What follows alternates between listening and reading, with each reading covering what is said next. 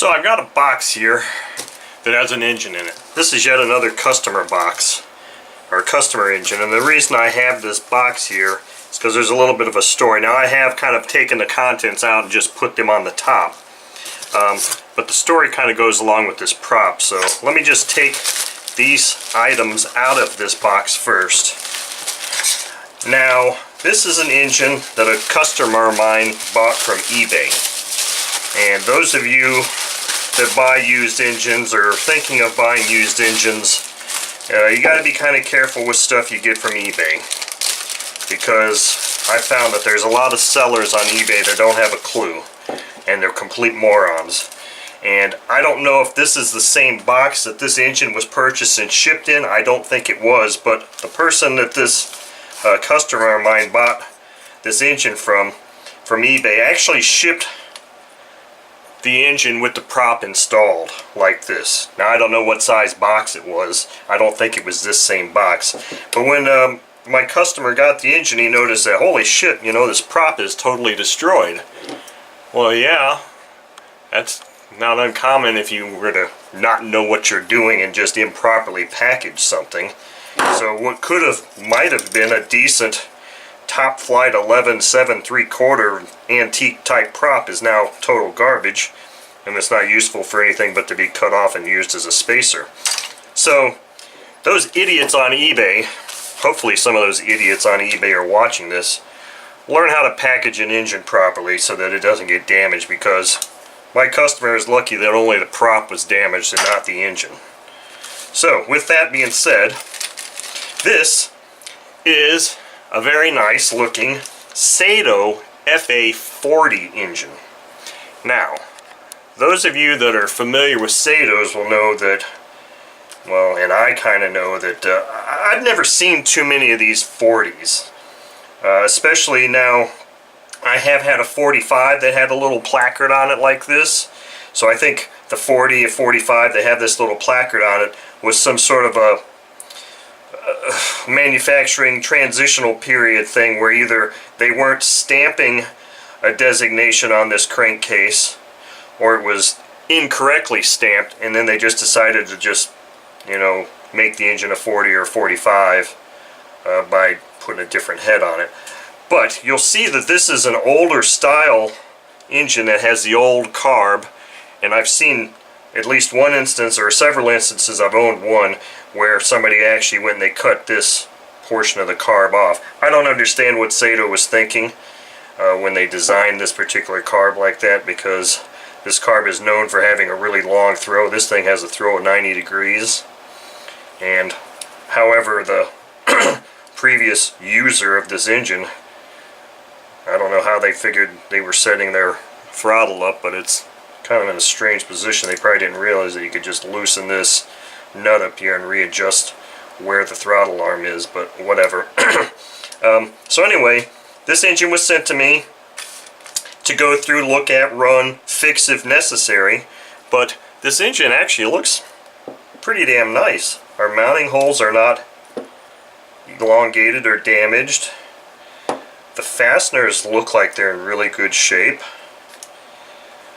The prop drive thrust washer here has a couple little marks on it, but it rotates over. It has compression. It feels dry. You can kind of get the feel of what an engine feels like if it's lubed inside or if it's dry. This engine feels dry, but still has compression. Let me see if I can look down in that.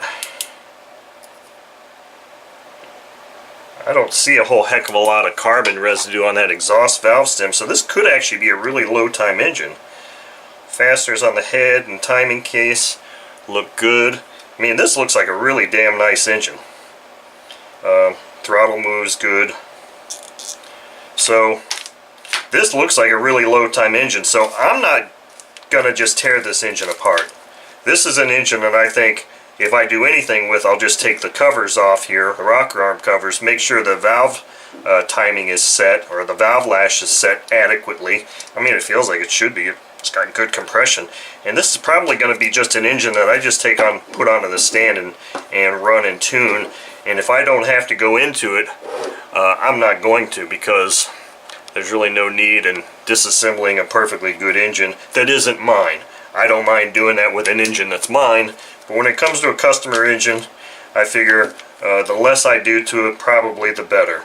So that's a kind of a quick look, I guess you could say, at this Saito FA-40. The next video you see of this will be of it running, or at least me attempting to get it running on my stand. Okay, you know what? I changed my mind. I'm not going to completely tear this engine down, but I am going to take the carb off and just look inside the back cover real quick. Now, one of the drawbacks to this carb design that Saito went away from very quickly was that it was held together by one single screw. Now this means of retaining that carb tended to break quite frequently.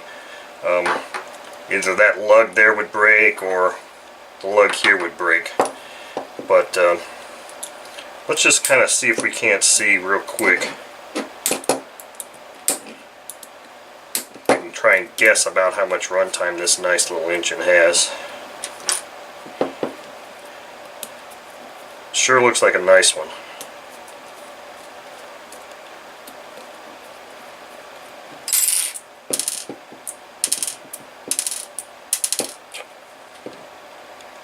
Oh my. Oh, this is sweet. Oh, this is real sweet. Look at that. This engine looks really nice. Low runtime, even that bearing looks good. Let me make sure this gasket didn't feel like it was broken or anything. The gasket's fine. Okay, so what I'm going to do here is I'm going to put just a tiny bit of Marvel Mystery Oil in this, just so it's not quite so dry.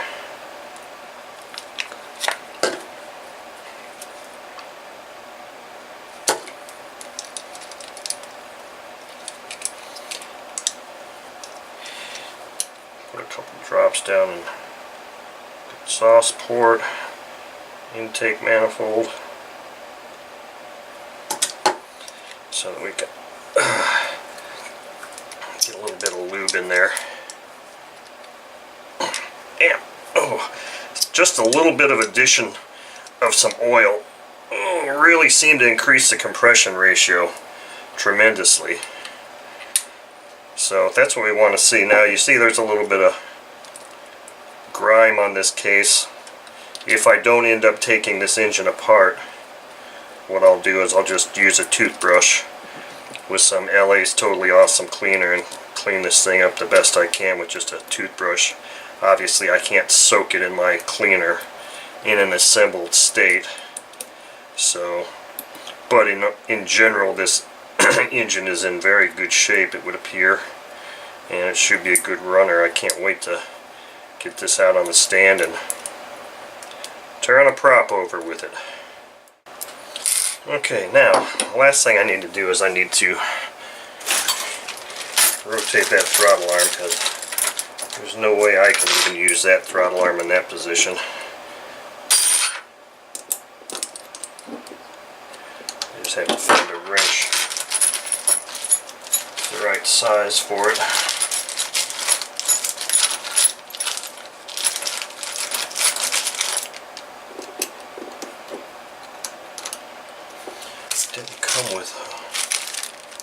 It didn't come with a wrench.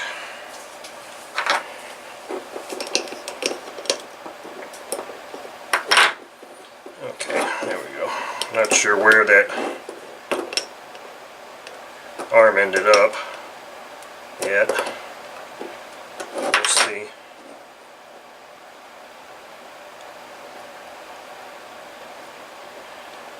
Okay, that's about where I want it, so I can tighten this thing down now.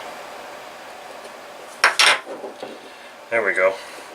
Now the kicker is here. You may say, well, how in the hell do I know which is full throttle and which is closed?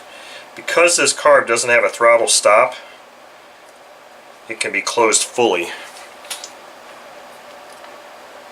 Of course, it would help if I open the needle valve up.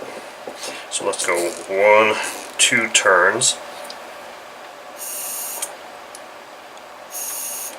So back is wide open throttle because I heard air blowing through there. So there we go. Now this engine is ready to be put on a stand and run.